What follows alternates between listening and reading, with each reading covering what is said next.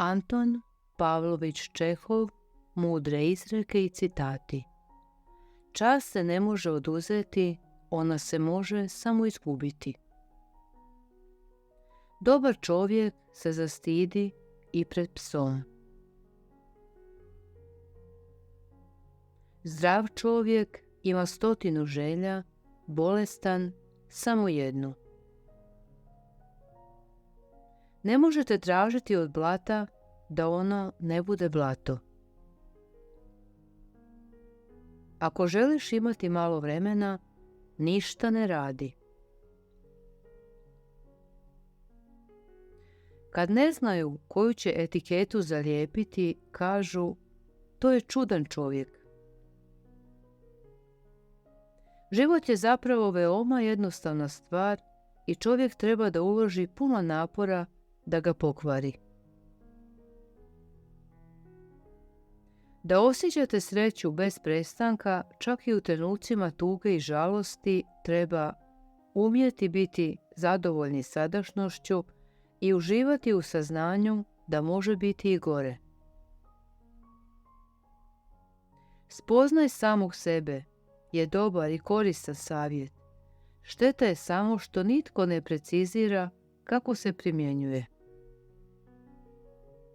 100 milja prazne, jednolike, izgorjele stepe ne mogu izazvati tako duboku depresiju kao jedan dosadan čovjek kada sjedi, priča i ne zna se kada će otići.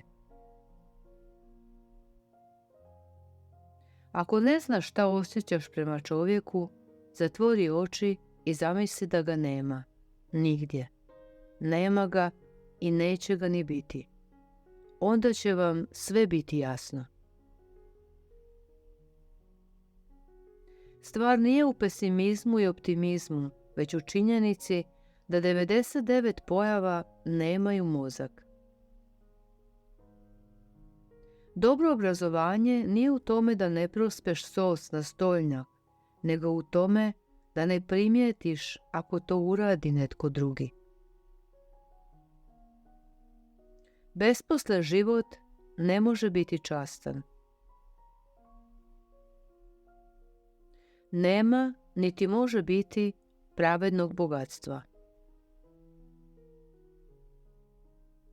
Čovjek cijelog života živi, cijelog vijeka uči, ali nas tek nesreća nauči.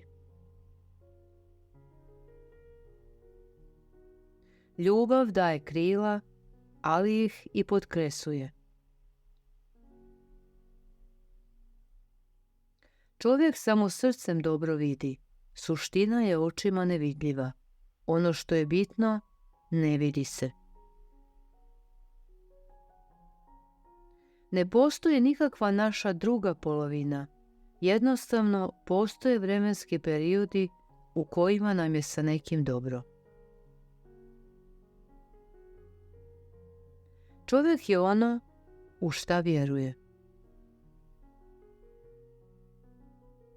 Drugi dio života kod pametnog čovjeka sastoji se u oslobađanju od ludosti i predrasuda i pogrešnih mišljenja koje je stekao tijekom prvog dijela života.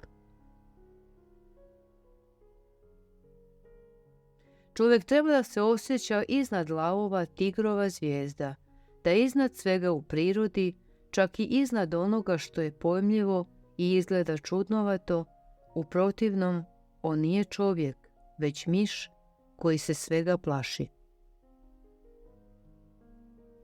I za 1000 godina čovjek će isto ovako uzdisati. Ah, teško je živjeti. I u isti mah, ovako isto kao i sada, bojati će se i neće htjeti da umre.